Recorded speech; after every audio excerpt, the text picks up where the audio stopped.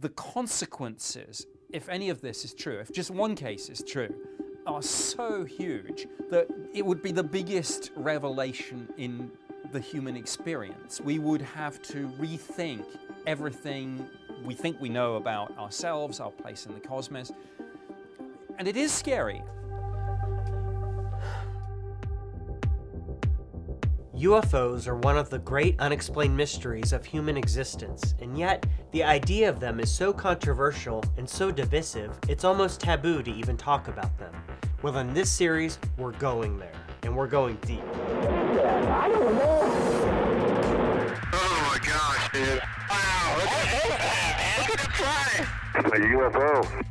Yeah. My name is Steven Greenstreet. I'm a journalist with the New York Post.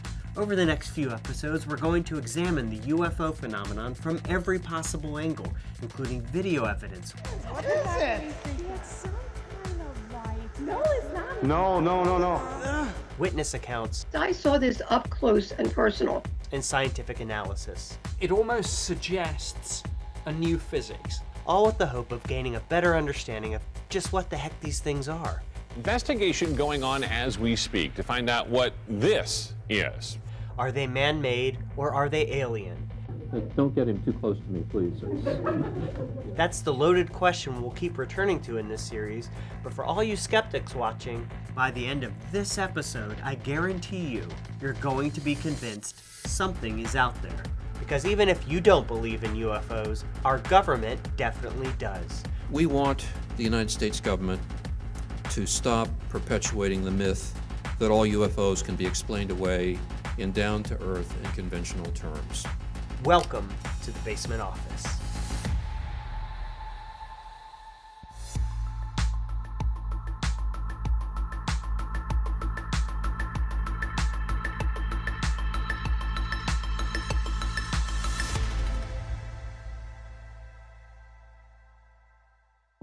We are going to begin our series by dissecting the government's involvement in the world of UFOs. The mind-blowing fact the military has admitted that they exist, and that according to the Pentagon, they pose a, quote, threat to our homeland. We have the government insider when it comes to this matter, a man who has been called the real-life Fox Mulder, thanks to his work researching UFOs, Nick Pope. Nick, you're very credentialed, you've got a lot, your resume is quite expansive. Why don't you give me the nuts and bolts of it? I worked for the British government for 21 years at the Ministry of Defence, and for much of the early 90s, I ran the UK's UFO program. So my job was to research and investigate the phenomenon and come to a judgment about whether there was evidence of any threat to the defence of the UK or anything of more general scientific interest. So you've outlined everything you did in the UK investigating UFOs. Does the US government have a similar program? Yes, the US started in the UFO game in 1947, and they had then 3 programs under the name Sign, Grudge, and Blue Book. Blue Book was the most famous, long-running one. It was essentially the same thing. Research and investigate the phenomenon, see if there's a threat. Since 1947, we have received and analyzed between 1,000 and 2,000 reports. The Air Force interest in this problem has been due to our feeling of an obligation to identify and analyze to the best of our ability anything in the air that may have the possibility of threat or menace to the United States. So that was a public program. Then in 1969, they pulled the plug. They said, okay, we've investigated, haven't found any evidence of a threat. We're out of the business of looking at this. And very recently, it was revealed that actually they did have a program and probably still do. And I'm amazed how little political fallout there has been over the fact that the media and the US people were effectively misled on that issue for decades. The truth came out in December of 2017 when the New York Times published a bombshell story revealing the existence of a secret Pentagon program to investigate UFOs called ATIP, or Advanced Aerospace Threat Identification Program. Here's what the Pentagon told me the mission was. The ATIP program did pursue research and investigation into unidentified aerial phenomena. The Department of Defense is always concerned about maintaining positive identification of all aircraft in our operating environment, as well as identifying any foreign capability that may be a threat to the homeland. The department will continue to investigate through normal procedures reports of unidentified aircraft encountered by U.S. military aviators in order to ensure defense of the homeland and protection against strategic surprise by our nation's adversaries. Back in 2017, when the New York Times published their report, they also released a number of videos revealing Navy encounters with UFOs. In an exclusive statement to the Post, the Pentagon told me these videos were, quote, for research and analysis purposes by U.S. government agencies and industry partners, and not for general public release. So the general public was never supposed to see these videos. One of these three took place off the coast of San Diego in 2004, involving the USS Nimitz and two of its F-18 Navy fighter jets. This is the footage that was captured. They see this tic-tac object, which you're seeing here in this footage, and the pilot said it was at least as long as his plane, so about 40 feet. So the thing you're looking at is about 40 feet long. But he said there was another object below it, just underneath the surface of the water, that was maybe 10 times as long. And this tic-tac was like hovering above the surface of the water and then would just disappear. And he said there were like two antenna, L-shaped antenna, like on the bottom of this thing. Now, while the footage itself, alone without context, offers nothing mind-blowing, the story behind what you're looking at is. Why should I be worried or dig deeper into the Nimitz footage? You don't know what you're looking at, but that, in a sense, is the point of the story. You don't know what you're looking at. The pilots don't know what they're looking at. The radar operators don't know what they're tracking, and the whole radar aspect of this story is very important in terms of corroboration. It's not just these trained observers, the pilots. It's being tracked on radar too. And in a sense, the story is simply that the US military, in their fastest jets, can't catch these UFOs. They are running rings around them. There's something out there. And there's this marvelous quote that I think one of the pilots came out with after this, when he was asked, well, what do you think? He said, I don't know what it was, but I sure as heck want to fly one.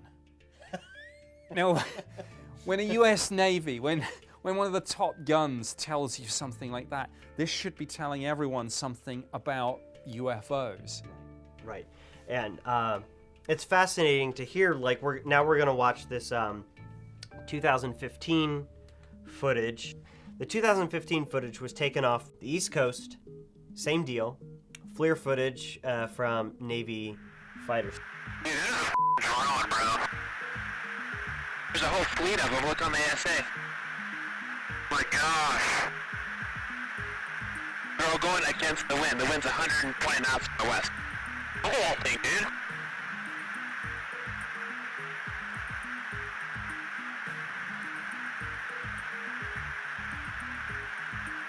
That's not our LNS though, is it? It's not. That is the LNS, dude. Well, if there's like... Look at that thing. It's rotating. Guys, what blows my mind is, again, people whose full-time jobs are to defend this country, to take to the air, identify threats, know when they're there, and to take them out. They see these things and they're like, wait, what do we do? And when they start suddenly saying, look at that thing go, like, there's a whole fleet of them. Wow. And you can hear the tension and excitement in their voices, and you know that something extraordinary was going on. Yes. And the last clip we're going to play is the third of these three videos that were released. It's called the Go Fast UFO, where these pilots observe an extremely fast-moving object and are able to actually hone in on it. Their cameras are actually able to lock on this object, and you hear it in their voice. In fact, I'm going to turn it down because they get so loud. There it is. They're trying to lock in on it. This thing's moving. Echo 6-1, Tango, Apollo, J. There's troubleshooting as soon as Did you box moving target? No, I took an auto track. Oh, okay. Oh my gosh, dude. Wow, look at it fly! They're watching this thing zip so fast and they're like, look at that thing moving. These are guys that move for a living. These are guys that do fly for a living. And they're blown away. Exactly. When you fly thousands of miles an hour, you don't get excited about that kind of thing unless it's orders of magnitude beyond it. And clearly they were seeing and experiencing something they'd never come across before. Apparently, these clips are just the tip of the iceberg when it comes to naval encounters with UFOs. In fact, pilots have experienced so many sightings that in recent weeks, brass has been forced to implement an official reporting protocol. But it turns out, UFOs aren't just a Navy problem.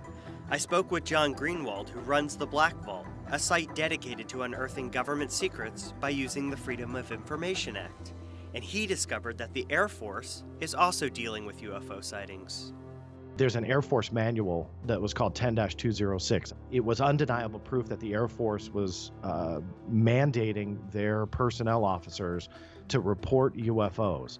And so I traced the lineage of that particular document all the way through where the UFO reports had gone and so on.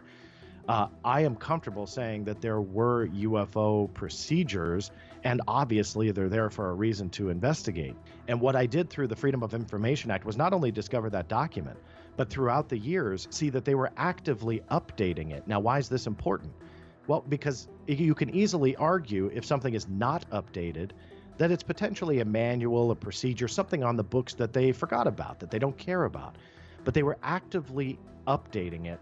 And UFOs, specifically in Chapter 5 of this manual, never came out. What that tells me, I mean, if UFOs were bunk, if UFOs didn't exist, if UFOs weren't anything that the military should be concerned about, it wouldn't be in a manual for the Air Force, right? That's right. Bigfoot's not in the U.S. Air Force manual, is it?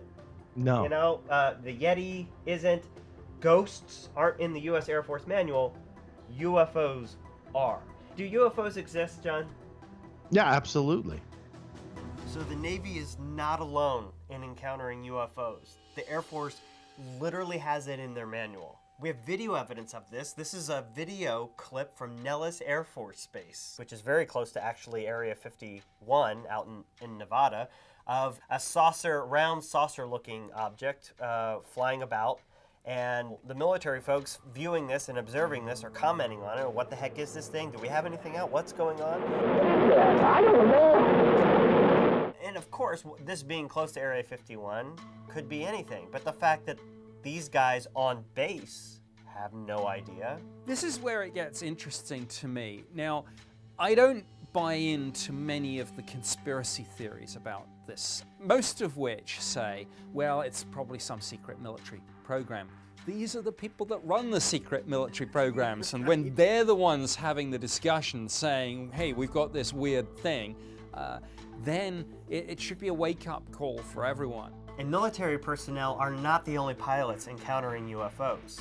We're actually going to listen to audio, FAA audio, of commercial airliners having close encounters. This first one takes place off the coast of Oregon in 2017.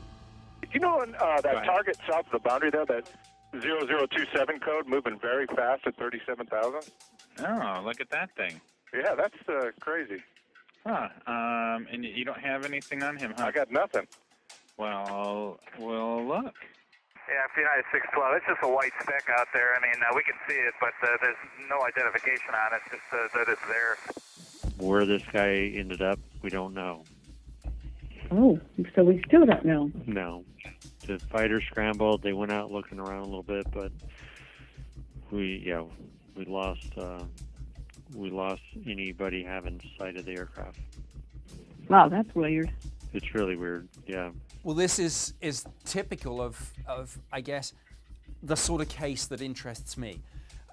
A UFO where you're having this discussion, and it's not some friend of a friend story. We have the recordings. And for the skeptics who say that no one takes UFOs seriously, They scrambled military jets to try and intercept this thing and get a look at it. And wait, what does it tell you when an F-16 can't catch something? Right. Then clearly it goes back to the point, speed and maneuverability.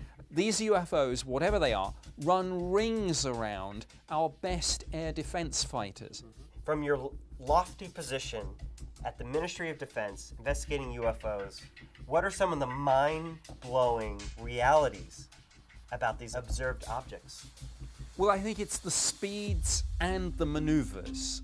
I've sat down and spoken to Air Force pilots, commercial pilots, radar operators, who have told me about visual sightings and radar tracking of objects, performing speeds and maneuvers that we simply can't match. I mean, not just, it's a little bit faster than us, because then you could say, well, maybe it's just next generation stealth fighter, but orders of magnitude above and beyond anything we can do.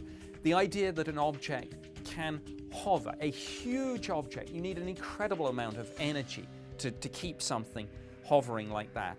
Some of these UFO reports, credible reports, pilots, military personnel, police officers, talk about objects the size of a football field, the size of an aircraft carrier. No sound. No sound. They don't break the sound barrier. Yep. They're going Mach 2, 3, 4 to 10. No sound barrier. Boom. No sonic booms. It almost suggests a new physics, or rather, physics that we currently can't understand or replicate. Okay, so the clip we're going to see here takes place over the Atlantic Ocean off the coast of Ireland between British Airways flight and a Virgin Atlantic flight, and of course the radar tower. Any military traffic you got right now? There's nothing showing on either primary or secondary. Okay, it was moving so fast, in fact you can no longer see it, but yes, thank you. Alongside you? Get to come up on our left-hand side and then rapidly veer to the north. We saw bright light and then it just disappeared at a very high speed. We were just wondering. We didn't think it was a likely collision course, we were just wondering what that could have been. The Virgin 76 also saw that in our 11 o'clock position, two bright lights. Say again? Virgin 76. I saw two bright lights, 11 o'clock, seem to back over to the right and then climb away at speed, at least from our perspective. Okay, we're passing that on now, thank you. Meteor or another object making some kind of re-entry. Appeared to be multiple objects following the same sort of trajectory, very bright from where we were. Okay, that's copied. Glad it wasn't just me? No, yeah, very interesting, that one. Okay, just so you know that other aircraft in the air have also reported the same thing, so we're going to have a look and see. Okay, so the thing that blows me away about this is the description of what they're seeing. They see two bright lights.